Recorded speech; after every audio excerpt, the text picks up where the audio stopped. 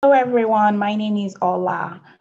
If you're taking either the PHR exams, SPHR, SHRM-CP, SHRM-SCP, it's critical that you know testing strategies. These exams, you could study, take study guides and read all through, but you still need to know how to take those tests. That there are specific things that will really help you if you're able to understand how the tests are structured and the strategies you need to know in order to pass these exams. So either you're taking any of the HRCI exams or the SHRM exams, these testing strategies will work for you. Now, the first thing is take about 3 to 4 months to study. You want to take at the very least, 3 months to study. And that's if you already have a very solid HR background, solid HR experience. You still want to take nothing less than 12 weeks to study. And if you think you need more time to practice questions and to study more, understand some of the terms, then you could make that 4 months. But 3 to 4 months is a good window, is a good period of time to study for these exams. Now I put this in yellow because it's most critical to me. Practice, practice, practice. I think in taking HRCI exams, SHRM exams, one thing has stood out, and also having 6 years in which I have tutored people to pass these exams, one thing has stood out for me: as much as the more you practice, the higher the chance you have to pass these exams. And I mean practice questions. So practice exams, practice questions, quizzes, things like that. It's good to read your study guides, but you also need to know how to practice those questions so that when you see the questions, you're not like, where did this come from? Even though the study guides will give you the terms, most of the questions are structured in more of situational questions or scenario questions. So the earlier you start practicing with practice questions and practice exams, the better, the higher you have a chance to pass these exams. Next is to think positive, speak positive, act positive. Now, this is very crucial if you've studied so well, but you still have a lot of anxiety, you're not sure. It's time to start saying positive things to yourself. Start telling yourself you will pass this exam, you will do well, you will succeed, you will ace these exams. That's why you're putting in all this work, studying. And one thing is true: the more you study, the more confident you will be. So just focus on making sure you say only positive things. Do not say things like, oh, I don't think I'm going to pass. Oh, I'm a terrible test taker. Oh, I never do well. No, that's not going to cut it. You need to start saying positive things, because what you say is very crucial to what happens. All right, use no more than 3 study resources. You don't want to knock yourself out with like 6 different study resources and 4 study guides and so many books around you.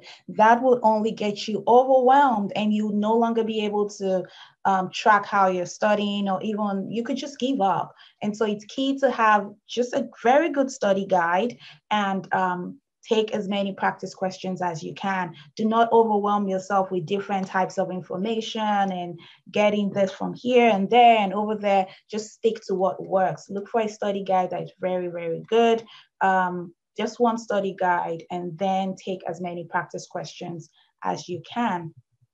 Now, read like you will teach the material. This really worked for me when I was taking my exam back in 2015. Once I read the material, I would then act like I'm teaching someone. And so just the process of repeating what I had read helped it to stick better. So if you really are thinking that, oh, I'm studying this, but it just seems like it's not sticking, it seems like I cannot remember, it's important that you start reading like you would teach the material. Just read a certain chunk and then try to teach someone, an imaginary person, or if you have someone around you, try to teach that person that material you have just read, and it will help to stick better. Arrive early for your exams. Now, with the COVID-19 pandemic, there are different things and different rules you have to follow if you're taking your exam physically. If you're going to be in a physical location, then you have to make sure you arrive early. Even if it's remotely, make sure you log in like 30 minutes before, maximum 15 minutes before, just in case there may be some glitches or some things that you need to sort out. You also need to get your ID. If you're going to be there at a physical location, make sure you have your ID remotely as well. So just take note of all those things you need to do beforehand and make sure you're early. Be mindful of the ticking clock, but know that thorough preparation will help you answer questions promptly. I never had issues with time when I was taking these exams, either the HRCI or the SHRM-SCP. And that's because I would say this again, the more prepared you are, the easier it is to go through those questions. And if you're able to go through those questions quickly, you will not have to worry about the time. Do not keep staring at the time and trying to see how much time do I have, how much time do I have. That's just going to get you more anxious. You want to make sure that you're confident that you've prepared, you've studied, you've done the work, and then you answer the questions. Maybe in like an hour, check the time that you have, but make sure that if you're taking the questions, focus exclusively on the question. Understand what that question is asking rather than, diverting your attention between the clock and the question and what's the answer. That's just going to be a mess. Make sure you focus solidly on the question, answer those questions. Once you've done like 30 or 50, then you can see how much time you have left. But the more you prepare, the easier the questions will be and the quicker you'll be able to go through them. All right, if you see a very tough question, you just need to mark that question. You're allowed to just mark the question and then come back to it. You don't have to use up so much time on a question that it seems like you just don't know where it came from. Just mark the question and come back to that. Read the entire question carefully, word for word. So this exams, you cannot skip read, you cannot speed read, because you're looking for keywords. There are keywords that will help you pass. Get the right answer for each question. The keyword may be something strategic. The keyword may be something operational. It may have to do with something that has to do with legal, culture, things like that. So you want to make sure that you're reading your questions completely, word for word, and read those questions carefully and try to find the keyword that the question is asking, and then select an option that answers that. Now, do not be distracted. This happens a lot to people, whether fears about the time or fears about, will I pass this? Or this is a very tough exam that many people say. Don't be distracted by any of that. Just focus on what you're doing and keep going. Now, answer by elimination. So once you see the 4 options, you can see almost immediately that there are 2 options that are probably wrong, that kind of stick out to show that these are wrong. Then you have 2 options that you now have to decide which of those 2 are correct. Make sure you eliminate. I believe with the exams, you're able to cross out the options that are wrong. Use that, cross it out so that you know that those are already out of the way. And then the more you're able to select the wrong options, then the right answer, the correct answer will become more apparent. All right, do not cram terms. You don't need to cram anything for these exams. Just read to understand. So dates, definitions, names of people, things like that, do not do that. You do not have to cram that. Just seek to understand what those, what you've been studying, and then know how to apply them. That's very key. If you're studying about Abraham Maslow, for instance, hierarchy of needs, you have to know how that applies in the workplace. So it's key to understand that application in terms of best practice, in terms of what is legal and practical experience.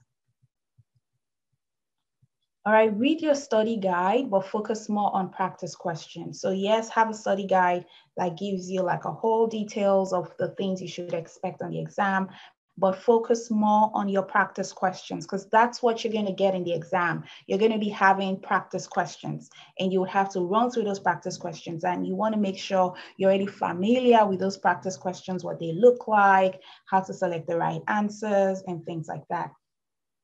All right, the questions focus on situations and scenarios and not so much definitions and postulations and things like that. So you're going to be having, especially if you're taking the SHRM exams, you're going to be having situations, scenarios, practical things that happen in the workplace, experiential things. So make sure that your practice questions have a huge chunk of situations, scenarios that you're practicing as well. Now, for these exams, you have to think strategically. Remember, SHRM is strategic HRM. So it's key for this exam bodies that HR professionals think strategically. And some of the key terms I put here is strategies organization-wide. So it's not only about one department or one function or just one business unit. Strategy looks at the entire organization. It's high level, so it's usually created, done by the executives. It's futuristic. Strategy looks into the future and not just what needs to be done right now. So if you're doing things that are operational, those things are things you need to do right now so that you can meet or attain the goal of the strategy, the strategic goal. And strategy is long-term.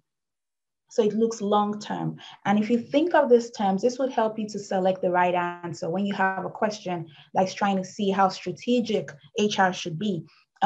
When HR is being strategic, it's not just about the HR function alone. It has to be something that is impacting at least 2 or more departments or the entire organization. It's high level, it's futuristic, it's long-term.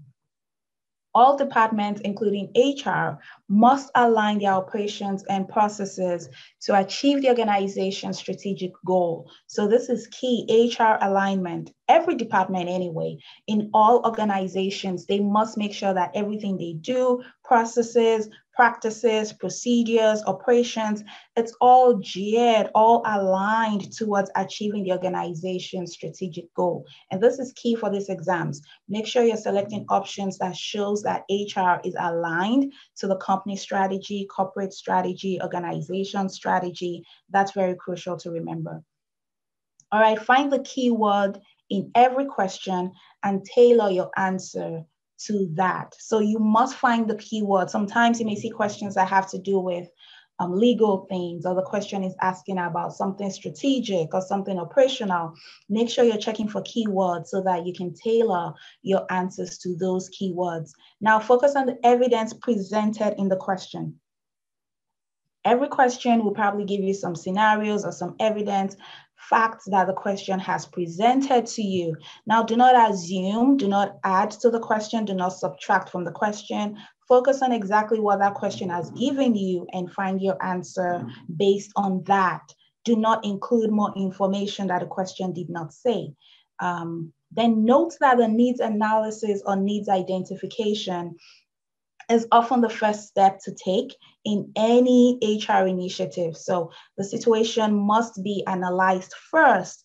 That's the first step to take. You don't want to go ahead and start looking for solutions and trying to do business cases or trying to get senior management commitment when you've not analyzed what the problem is or what is needed. So first is to do a needs analysis or do some kind of analysis first to understand the issues at hand and determine what is needed before you start looking for solutions. Note that top management commitment is often the most important step for HR to take. So when it comes to making sure, when you see questions that talk about what's the most important step, what's the most crucial step, not every time, but most often, the answer is going to be making sure you have top management commitment. So keep that in mind. The first step is usually doing a needs analysis, and the most important step is usually getting top management or top executive commitment to the HR initiative. Again, HR alignment with the corporate strategy, business goals is very crucial. HR should not be working in silos. HR should not be doing their own thing while the business is going some other way. HR must make sure that there is an alignment between what HR is doing and what the corporate strategy is. Actually, there should be a cascade. You know, whatever HR is doing should be what has cascaded down from the overall corporate strategy. Now, businesses exist to make a profit. They might, veer into different things, but one of the key things that businesses exist for, if not the major thing, is to make a profit. So you have to watch the bottom line, and the effect HR decisions make on the financials is important. So when you're looking at the different options, I want you to also think of the bottom line, think of the financial impact. that is being taken or that an HR initiative would result in. If the question is saying the organization is not doing well financially, then HR also has to align with that reality and not start spending or doing things like that. So always watch for the bottom line and the financials as well when you're looking at those questions. Now, a company's most valuable asset are its people. So be aware or be wary of options that advocate for firing employees or just letting people go, or options that result in an increase in employee turnover. The most valuable assets that a company has are its people. So this is how I want you to think when you're taking these questions. Do not just pick a question that says fire them, let's have an increase in employee turnover, things like that. Those are usually not the right answers. All right, communication is so crucial. Whatever HR is doing, whether it's change management, whether it's in recruiting people, training people, succession planning, communication is key. So options that encourage communication across functions and not just silos, those options are usually good to look out for. So always look out for options that encourage communication. Now, employee participation is crucial to success in HR initiatives. Like HR is human resources. So HR has to make sure they have employee participation in what they're doing. This could be by surveys, focus groups, interviews. Having employees participate in what HR is doing is so key in HR initiatives. So these are things I want you to have at the back of your mind when you're thinking of which options are correct. Look for options that encourage employee participation and not just HR deciding things in a vacuum or in a silo or just doing their own thing. It's good when you see an option that states that employee participation is needed. Now, remember to read through each situation to determine which is the higher priority based on organizational needs. Even though you've seen all these tips that I have mentioned, still you have to make sure that you're looking at that particular situation that is presented to you in a question and align your answers to that particular situation. But these are tips that would help you as you see questions, as you see options, to pick the right one. Now, do a needs analysis, identify priorities, make decisions, and solve problems. This is key for HR. But like I said, and I'm repeating this again, the first step is always to do a needs analysis. Is this needed? It's like if they say employees are not doing well. Is training needed? Or could it be there's poor employee engagement? Or could it be they have a problem with salary, or they have a problem with their supervisor? So it's good to do a needs analysis to know what exactly is the problem, what exactly is needed before we start thinking of solutions, because the solution would only be effective if it's tailored to the actual problem. All right, so the most important step again is to get top management support. Needs identification again is the first step in a business HR process. All right, practice questions are your most powerful and learning preparation tool for these exams. I think I'll keep saying that over and over because it's so key. When I tutor people, I have them take over thousands of practice questions over and over till I see that their percentages and scores are getting higher. And once they start hitting 85, 90%, then I feel they're a good place to take those exams. So you could practice that as well. But what is key is practice questions will help you have a greater chance of passing these exams. Now, seek and obtain top management support before launching a new proposal or new initiative. So if you see HR is looking to do some kind of initiative and there's an option saying, now we need to make sure we have senior management involved or get their support, that's a good option to look at. Now, know the difference between what is effective, which is achieving a goal, and what is efficient, which is the time that you use, the money, the resources, the people that you use to achieve that goal. Sometimes a manager could be effective, they actually achieved that goal, but they may not be efficient. That means they took too much time, they spent too much money, they wasted a lot of human resources, things like that. Now, in every question, again, ensure that HR is aligned and in sync with the business. HR must be and be seen to be a strategic business partner.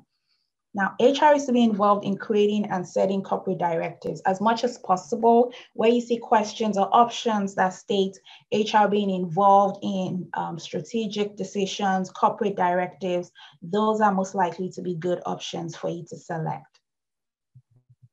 HR must align its processes and practices towards the achievement of business objectives.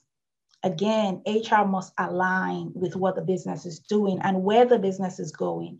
HR does not exist in a vacuum. It must provide tangible value to the organization's strategic objectives and where the organization is going. So make sure you align workforce, talent, HR capabilities, all towards the accomplishment of the business plan. So then, because of that, HR must be able to understand business plans. HR must be able to understand financials, have business acumen, understand the mission statement, be in sync with operational realities. HR must be able to understand financial terms, be able to contribute when strategic decisions are being taken or proposed. So these exams, they want you to think as a strategic HR business partner and not as an administrative HR paper pusher or police. So do not think of, oh, I'll just record this or I'll just take notes. No, start thinking of HR as someone that contributes to the business objectives, to the strategic goals. All right, clearly illustrate to management that HR practices have a return on investment, ROI, and will have a positive impact on the financials on the bottom line. Questions are tailored to this, HR showing business skills and a need for profit-based perspective that benefits the organization long-term and financially. So HR must be able to clearly show that their practices, there is a return on investment. And this is the reason why you see questions that have HR, or options rather, that have HR developing a business case to bring some kind of initiative to management, so management can see that there is some business value in this HR initiative. It's not good enough to say, oh, I think that's what our people want. Oh, I think. And again, HR must start being more objective and not subjective. So things like, I think, no, it's important for HR to be more quantitative, use data, use metrics, use measurable values, and be able to talk and be able to communicate in terms of data, in terms of quantitative analysis, in terms of being able to show, real time that what HR is doing is impacting the bottom line in numbers. So I want you to also think like that. HR being able to show metrics, being able to show data, being able to show numbers that backs up what HR is proposing, that's a very good option. If you see options like that, that's a very good option to look at. All right, HR must ensure that talent is effectively placed, motivated, capable, and retained, all towards achieving the business goal. Now, your current practice in your workplace may not be best practice and therefore may not be the right answer. I've seen people say, oh, but that's not what we do in our organization. We do something different. Now, it's time to, for the main time, or for this time while you're studying, forget how you do your HR practices in your workplace and focus on the best practice that SHRM and HRCI are advocating for. That's what's going to get you your certification. Now, view HR as a function that aligns talent to provide a strategic advantage for the organization. If you can think this way, whereby HR is aligning talent, aligning people to provide a strategic advantage for the organization, then you most likely have a greater chance of passing these exams. HR's every action must support and align with the overall business model and with operational goals. So even though it seems like this has been said over and over again, what HR is doing, it must be clearly seen to align with the business model, with the business goals. HR must actively contribute to organizational success in a measurable way. Remember when I talked about metrics, measurements, being able to show numbers to back up what HR is saying.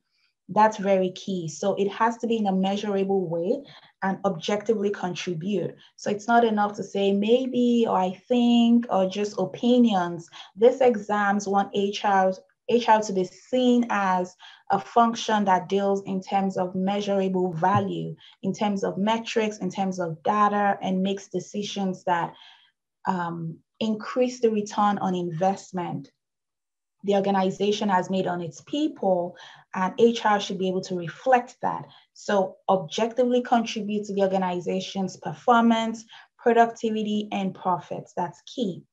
Now, HR initiatives must have a business justification and have a potential to positively impact the bottom line.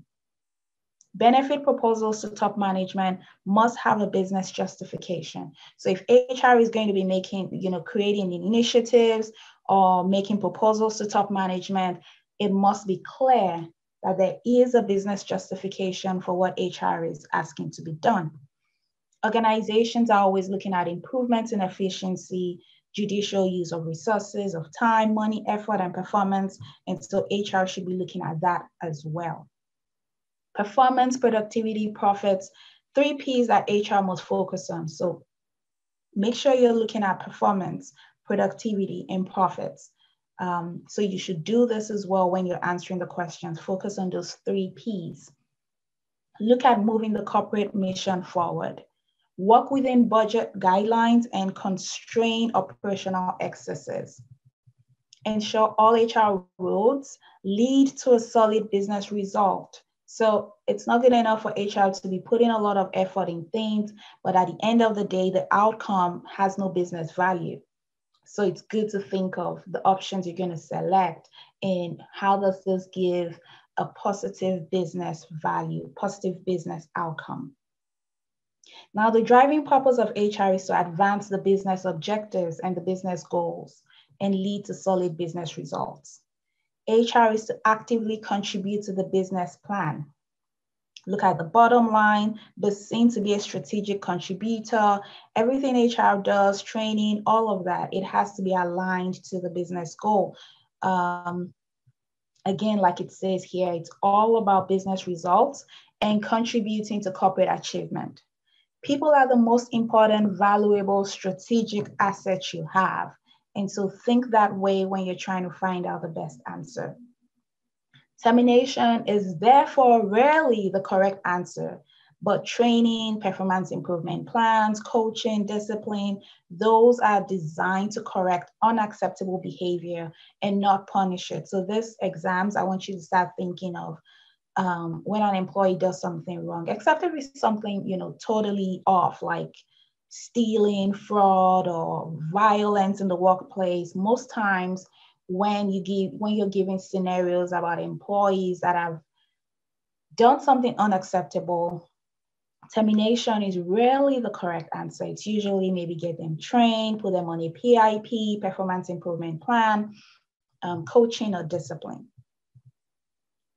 All right, so loss of talent should be avoided because replacement is very prohibitively expensive. This is how I want you to think when you're doing these exams. Loss of talent, you want to avoid that. You don't want to just fire people because it's very expensive to replace people. So other options you could look at is review of benefits, engagement initiatives, we already talked about PIP, employee opinion surveys, exit interviews to target causes of high turnover. Now, the most important initiatives require effective communication strategies, especially change. Whenever change is going on, communication has to be at a very high level, continuous level, and it has to be two-way. So it's not just top down or bottom up, but also side to side. Communication has to be taking place from top management to the employees to top management, and things like that. So when it comes to change, questions that have to do with change initiatives, look out for communication. Communication is key. Honest feedback, good communication requires documentation as well. Employee involvement has a huge impact on goal achievement. So participation by employees results in employee acceptance, support, engagement, and morale. So whenever there's any initiative that is going on, the more you have employees being involved, the higher the chances of that goal being achieved. And you have various employee involvement techniques, TQM, total quality management, lean manufacturing, Six Sigma, roundtables, ESOPs, feedback suggestion box. ESOPs is employee stock ownership plans. That way you're getting them involved in financial terms. Feedback suggestion boxes, reward systems that are tied to corporate goals. So always think of employee engagement, employee participation, employee involvement. Now, questions that ask how to improve efficiency, effectiveness, productivity, motivation, acceptance, engagement, empowerment, quality, usually involve employee involvement. So if you're going to increase productivity, you want to get the people motivated, always look for options that involve employee involvement or some kind of employee engagement. Those are usually the correct answers. Now, finally, again, be positive, have a positive attitude that you are going to pass these exams. And I wish you all the very best. Thank you.